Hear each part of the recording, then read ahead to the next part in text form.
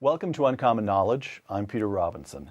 A publisher, columnist, and blogger, Andrew Breitbart is the founder of the Breitbart Network of investigative news websites, including Breitbart.com, Breitbart.tv, Big Government, Big Hollywood, Big Journalism, and Big Peace. Big Cosmos is surely on the boards.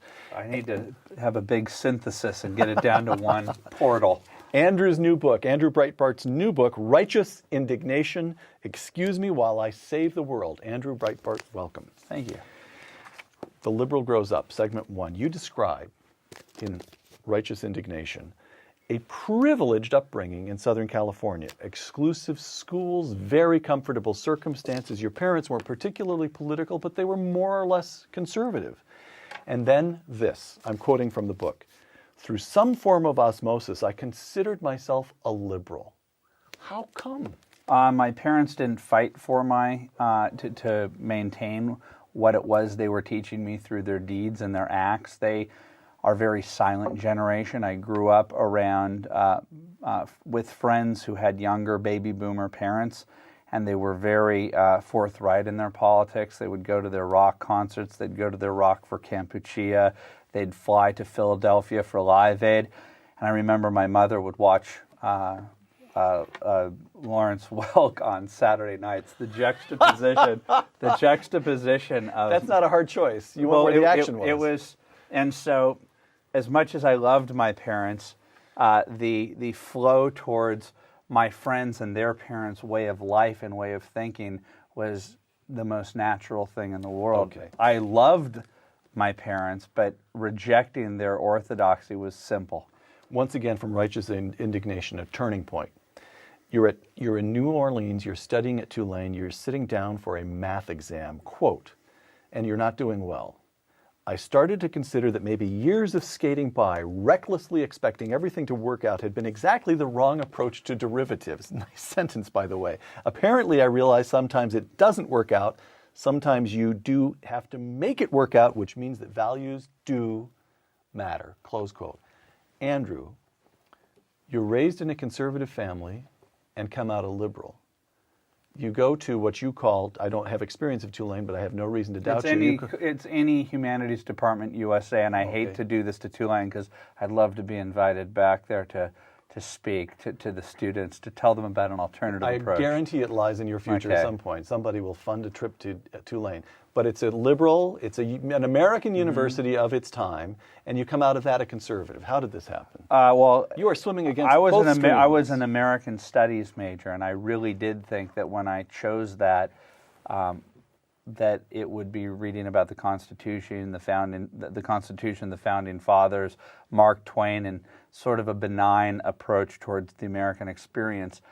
And I didn't realize this until afterwards, because I can say this with absolute authority.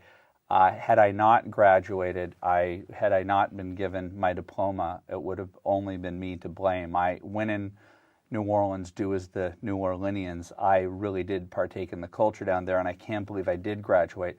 But there was a point where... Mardi Gras every night for Andrew Breitbart. It was, and it was as depressing as it was ecstatic and fun. It was a prison of decadence, and it was 4 years of nonstop where people would come and visit me from my former life in Los Angeles, and they'd leave saying it was the best time of their lives. And as they'd get on the plane to depart the Bacchanalia, I would whisper under my breath, "Please take me with you." Because it was Groundhog Day. It was it was the Monday nights. It was the Monday nights when people would say, "Do you want to go out?" And I said, "Nah, I think I'm going to stay in and study." And then 15 minutes later, I'd go out and I'd meet them. So I really didn't. I didn't dedicate myself to academia, and it was only after I graduated when I got a letter or an email, I don't remember the exact year, I think it was around 1994, asking me to assess my degree. You know, it was self-assessment, an assessment of it, and I started to look through the books, wondering what was that. What was that education? And what I remember was, to synthesize it, I've watched C-SPAN my entire life, and I remember I've watched Noam Chomsky talk in this strange linguistic. in this jargon that is not accessible to the average person. And I remember thinking to myself, there was a period there in my American Studies class where I was hearing the word deconstruction and semiotics a bit too many times. And I'm like, what's going on here? What is this language? What are they trying to do? And I started to analyze the courses that I took, and I realized that it was cultural Marxist theory. I'm like, this is kind of strange. I thought that this was supposed to be American studies, not German, Italian, nihilistic theory. So in a way, it's just as well that you were debauched all 4 years. That's the whole point of that chapter, is that I think alcohol saved me. You go, I don't want my own college-age children to hear that line. I'll edit that line out from the version they see. After Tulane, you go back to Los Angeles and scrape around. You end up waiting table, you get a job as a courier at a production company, and an important moment comes when you know the man who will become your father-in-law, the comedian and actor Orson Bean, known to people of a certain generation from To Tell the Truth, known to people of another generation from Desperate Housewives. And here, I'll just quote to you from Righteous Indignation. One day I asked Orson why he had Rush Limbaugh's book, The Way Things Ought to Be, on his shelf. I was convinced to the core of my being that Rush Limbaugh was a Nazi, anti-black, anti-Jewish, and anti-all things decent. Orson simply suggested that I listen to him again. And what happened when you did? Well, it was the 1992 election cycle, and at that point I thought I was a liberal, and I started listening to Rush simply because my alternative radio station had turned into a grunge rock festival. I loathed Kurt Cobain and Eddie Vedder so much that I switched to the AM dial out of desperation. And so that's really, I have to thank grunge music for turning me into a conservative. And I remember the first month or two thinking, well, I may not agree with his politics, but at no point have I heard him intimate anything that appears to be racist, sexist, or homophobic. And I started to ask people around me, have you ever listened to this Rush Limbaugh creature? And they said, yes, he's a racist, sexist, and a homophobe. I said, okay, I need some help here, because I've been listening now for months as I'm driving on LA freeways delivering scripts. He's not. He's not. And what I realized is I believed to the core of my being that I had listened to him. If you had given me a lie detector test, I promise you I would have passed, because with conviction, the culture, the 60 Minutes report on him, all of the things that I had been told reflected that negative stereotype. But I, in fact, had never assessed him myself, and recognizing that the mainstream media doesn't necessarily tell you the truth, or tells you the truth from its ideological standpoint, became this panacea for me, where I started to challenge the mainstream media. Segment 2, the Democrat media complex, again from Righteous Indignation. Limbaugh, like the professor I always wanted but never had, created a vivid mental picture of the architecture of a world that I resided in but couldn't see completely, the Democrat media complex. Describe the architecture. Well, it's the Matrix. I mean, it really, for me, it was, if you've ever been to Coney Island and you see those holograms where there's a picture of the Empire State Building and you're supposed to squint, and you squint and you squint and you can't see it, but eventually you see the Eiffel Tower. And you're like, and then once you see the Eiffel Tower, you can't not see the Eiffel Tower. And through every day, Rush Limbaugh analyzing the source material of the world, the New York Times, the Washington Post, CNN, ABC, CBS, and NBC, he was able to create for me a very vivid picture that the people who were allegedly objective and neutral reporters and journalists were the front line of the political battle. And they used their objectivity as their greatest weapon, because they were telling young, impressionable people like me who believed in Woodward and Bernstein and who believed in Walter Cronkite, wait a second, you're telling me that Perhaps ideology played a role in how they interpreted stories or how they chose one story over the other. And so then the matrix or the Democrat media complex became everything to me. In fact, when discussing politics, I always turn it back to the complex. It's always about seeing the world and hoping that people see the Eiffel Tower. So you're listening to Limbaugh in '92 during that election cycle, right? Mm-hmm. And you remain. What I'm getting at here is, who is the Democrat media complex then, and who is the Democrat media complex now? What's changed? What's changed? Other than much has changed, actually, and that's the new media, and that's the whole point of this entire book. Right. Is that Rush took the moribund AM dial, and at the end of the day was a media critic, but he was a relentless media critic, and he was exposing to.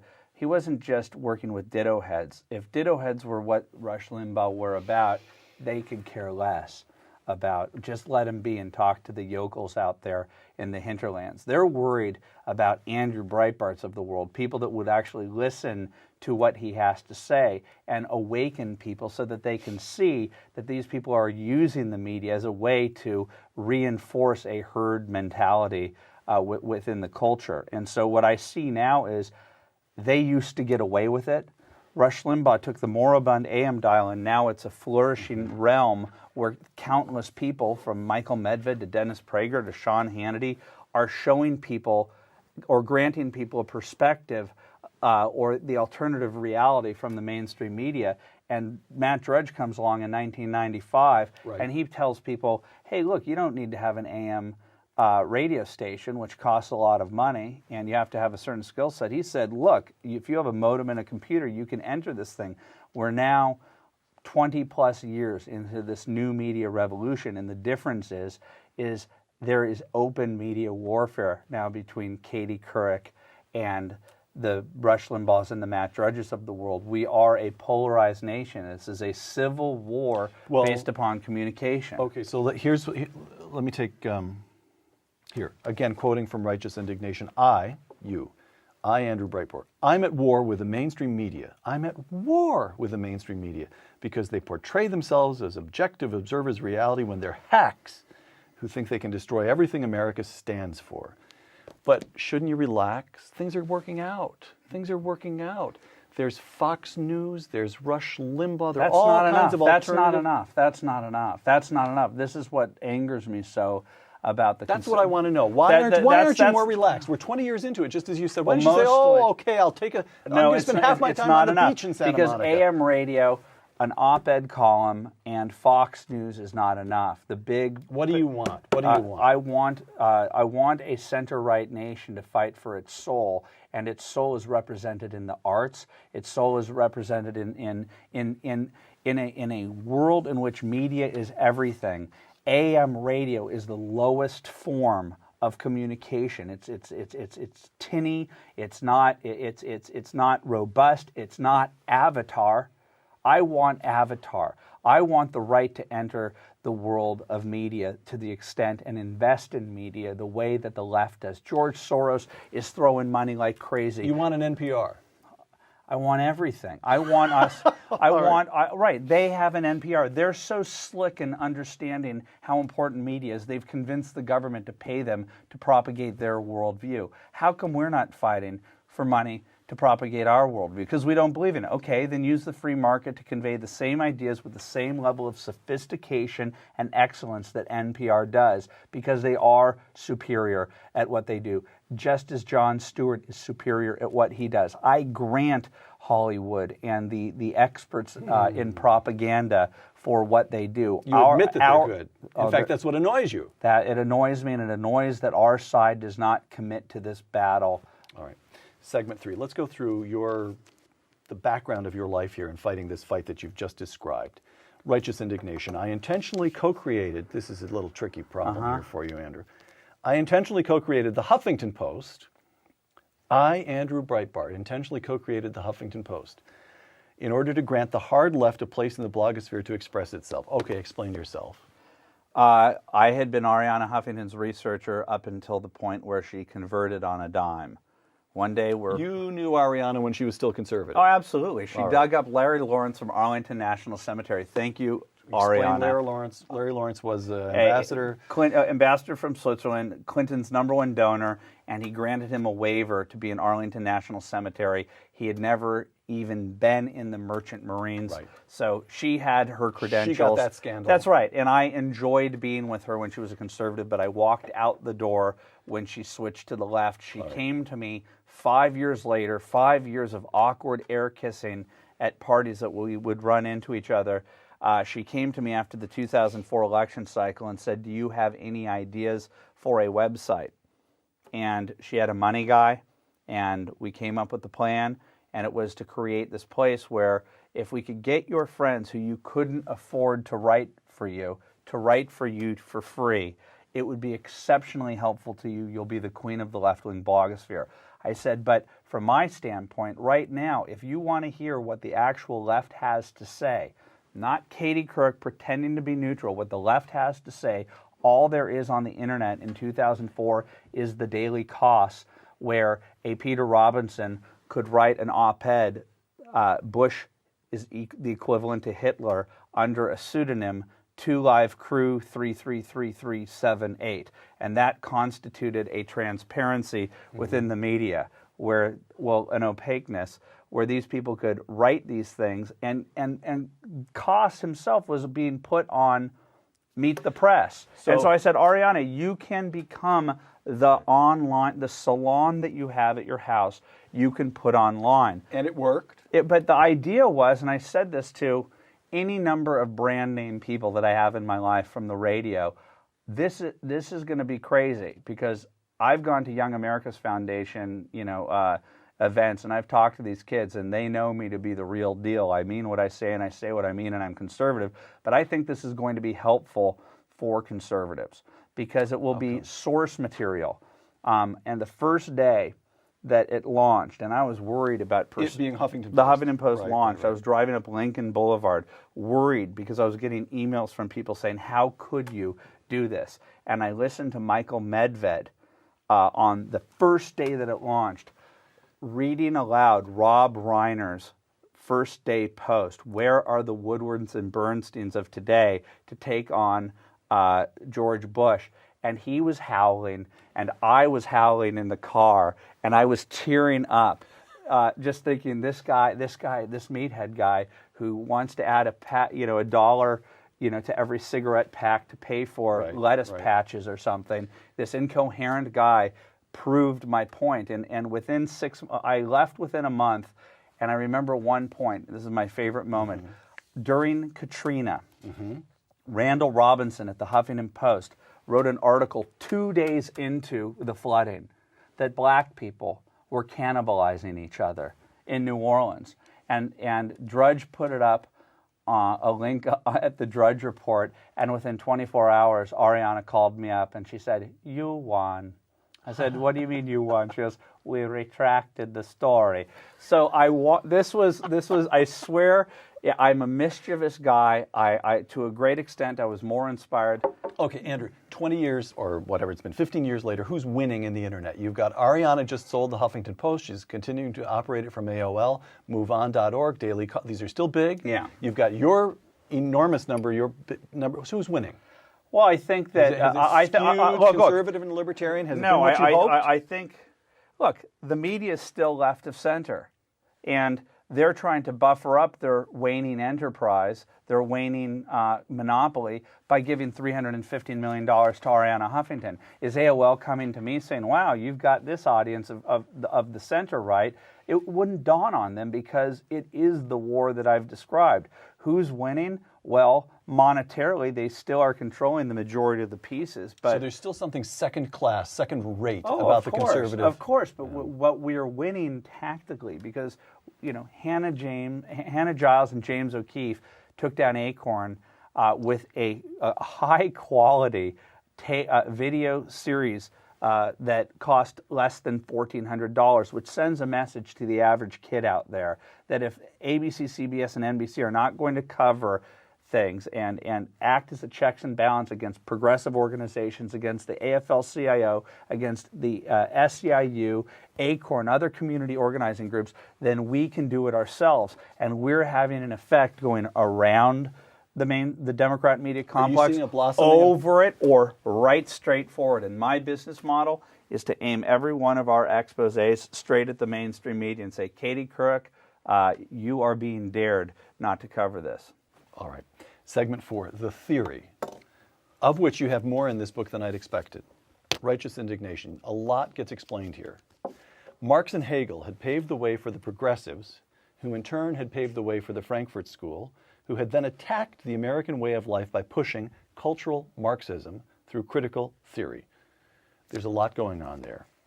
Very briefly, what's the Frankfurt School, and why should anyone watching this interview care? Okay, first of all, anyone that reads this book is going to laugh, and they're going to cry, and they're going to get Andrew in all of his zany, different multiple layers. But there's one chapter that is like putting the medicine in the sherbet in order to get your kid to take it, in order to get rid of his fever. And to me, my one discovery, my one great epiphany, my one aha moment that I said, I got it. I see what exactly happened with in this country. The Frankfurt School were emigres from Germany, Austria. Germany. It was the equivalent of this, the Hoover Institution. What the Hoover Institution is to Stanford University. The Frankfurt School was a think tank at the University of Frankfurt, and they were social scientists like Herbert Marcuse, Antonio Gramsci, Horkheimer, Adorno. These were all a bunch of guys in the middle of World War II who had suffered in Europe, 2 world wars in a row, and they had been fighting. They had been fighting the Nazis, and they were trying to figure out another aspect of how to how to spread Marxism around the world. You could go to Bolivia, you could go to Bulgaria, and you could go to the peasant class, and you could say, let's flip this place.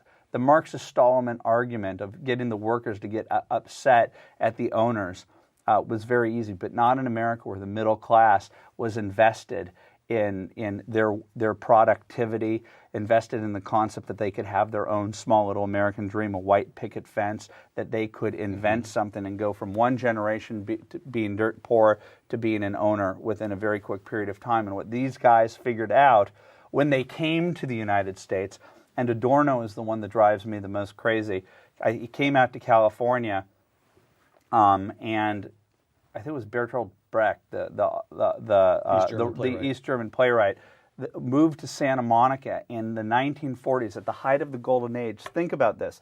These guys left Nazi Germany and Mussolini's Italy to come to California in the 1940s, and they lived by the beach, and they were depressed by the relentless cheeriness, the productivity, and the capitalism that they witnessed around them. And they came up with at the end of the day, we could call it cultural Marxism, but at the end of the day, we experience it on a day-to-day basis. And by that I mean a minute-by-minute, second-by-second basis.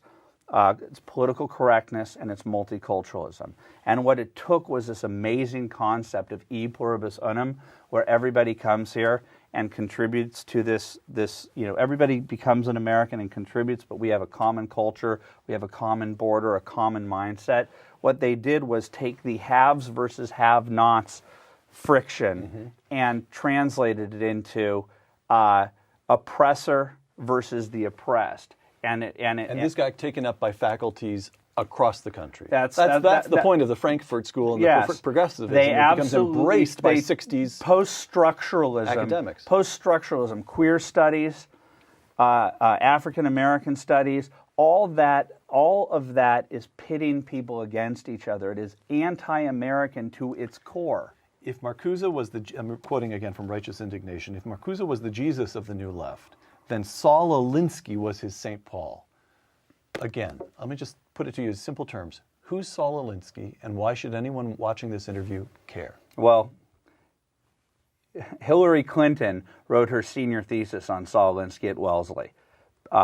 Barack Obama is an acolyte of Saul Alinsky. He created the concept of community organizing. And what he did, as I argue in this book, is he took all of this ethereal claptrap, this Noam Chomsky-like jargon that the average person couldn't understand. Herbert Marcuse is very hard to read. Right. It's all impossible right. to read.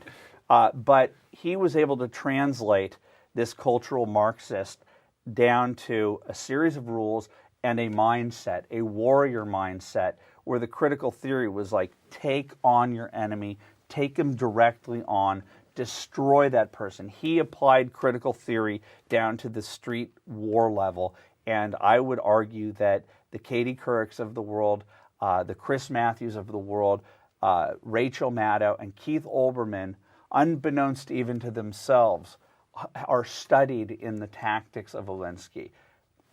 Segment 5. The Breitbart, Pragmatic Primer for Realistic Revolutionaries. Righteous Indignation. My transformation from empty-headed, hard to believe you were ever empty-headed, but we'll let you get away with that. My transformation from empty-headed, pop culture-infused, talking points parroting liberal to new media warrior took me 4 decades. But those years in the wilderness taught me some basic rules that I've applied steadily and steadfastly and that are bearing tremendous results, close quote. So you then present your own rules to answer Saul Alinsky's rules. Don't be afraid to go into enemy territory. What do you mean by that? I can't tell you how many people tell me, don't go onto the Bill Maher show. Take it right to them. Oh, it's the best. And first of all, I've had my greatest successes because I live in West Los Angeles. My life is taking it to them. I live in West Los Angeles. I live amid, the Hollywood rubble. And when I do a Bill Maher show and I go to Starbucks the next morning and the barista says, I saw you on TV last night and I didn't like how the audience was booing you before you finished your sentences. And I thought that you made an interesting point. Nobody sought me out to reclaim me on behalf of my parents, not even my parents. I tripped upon conservatism. My goal is to go out there and find someone else like me who'd never even known what conservatism was and say, hey, maybe I can draw you in. I try and do it through mirth and humor a lot of the times, and in addition to the investigative stuff that I do. I mean, when I say confront these people head on, I mean, I went down to the anti-Coke rally on rollerblades and a camera to get them to... That was your stuff? That was your film? Well, the Christian Hartsock was there and I was there, and we both captured unbelievable, pro-violence rhetoric. Let's string up Clarence Thomas, what these progressives had to say. Just terrible, terrible stuff. Be open about your secrets. Be open about your secrets. That's one of your rules. What do you mean? They're going to, I talk about how I drank a lot in college. It's not a huge revelation. I don't think I drank more than the average person that was in New Orleans at the time. But I always wake up at night thinking that the Alinskyites, the Sid Blumenthals of the world, the Fenton Communications of the world, the Media Matters of the world, the John Podestas of the world are going to find what your Achilles heel is, and they're going to exploit it. And so why not throw it out there? Barack Obama did exactly that when he wrote in one of his books that he used coke, that he experimented with drugs. You have to do that because they're going to find it. If you own it and you talk about what you learned from that experience, or you show that you're human and not try to pretend to be a perfect public, entity, I think that you're going to fare a zillion times better. Ubiquity is key. What do you mean? Oh, with the Acorn thing, this was a rare opportunity. James and Hannah come to me with this. James and Hannah, two just out of college, weren't they? Well, yeah, James is 25, Hannah was 20 at the time, so she had not completed college. And they'd gone and they'd gotten on tape Acorn. Go ahead, tell the story. Tell it briefly, though. They posed as a pimp and a prostitute, trying to start using government funds in many cases through and to get tips on how to avoid paying taxes from Acorn, Obama's vaunted community So organizing you go down group. to the community organizers Acorn and get all this stuff on tape. Yeah, in every office except for one, it was serviced with a smile, and they knew that they couldn't go to ABC, CBS, or NBC. In fact, I actually went to ABC. Acorn gets government money, right? They get government money. I knew that this was almost violently important information. That, oh my gosh, it was sort of like back when Drudge did the Lewinsky thing. This is going to cause heads to roll. This is going to be a big deal. How do I get this out there? I guarantee you, even in 2011, my putting that out there at biggovernment.com alone and hoping that it goes viral would not have been the successful strategy. They would have sicked their lawyers, the DNC, Acorn, I don't even know. Okay. Kirkland and Ellis, they would have fought back. They would have fought back and right. shut it down. The goal was to try and make sure that as many people got their were vested in showing this. One thing I found about the conservative movement is there are a lot of people who are hyper competitive. People that you would think that would be friends with each other. They believe in competition. They believe in competition and they fight. So, well, let's you know, you can, if you're going to let so and so over at that station have an access to that video, then we're not going to put it on our station. And I was like, okay, you guys, this is a once-in-a-lifetime opportunity to show a story that the mainstream doesn't want you to see, and ubiquity is what made Acorn go down, not that it was on a blog site. You've got more rules, but our time is limited. Final question. What do you mean in your pragmatic primer for realistic revolutionaries and righteous indignation by believe in the audacity of hope? Well, my business partner hates this about me because every now and then I will compare myself to Don Quixote because he doesn't like the tilting at windmills. Yeah, that's right. But right. I do believe that many of the things that I've accomplished have such as taking on the complex. What most of AM talk radio does simply criticizes it from afar.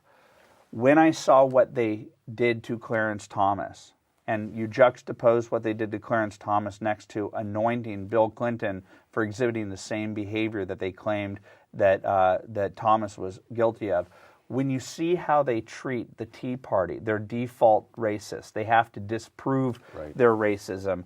I believe that the organism, the natural organism that is the Democrat media complex, behaves oftentimes in an evil fashion.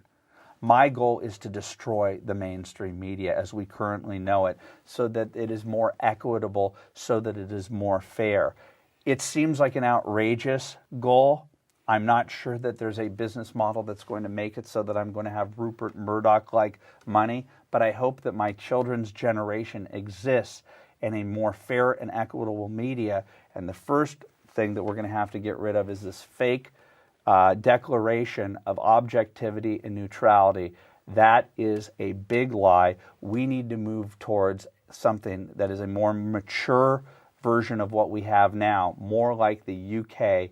In Britain, the newspapers are avowedly left and right. You know what you're getting. And they're mature about it. We are just going through the adolescent phase of recognizing that objectivity was the big lie of the latter part of the 20th century. Andrew, we have to close because you have to get in a car and drive up to Marin County for an event promoting righteous indignation. I told you. Following your own first rule, don't be afraid to go into enemy territory. Andrew, told you. Andrew Breitbart, author of Righteous Indignation, thank you. Thank you. For Uncommon Knowledge, I'm Peter Robinson. Thanks for joining us.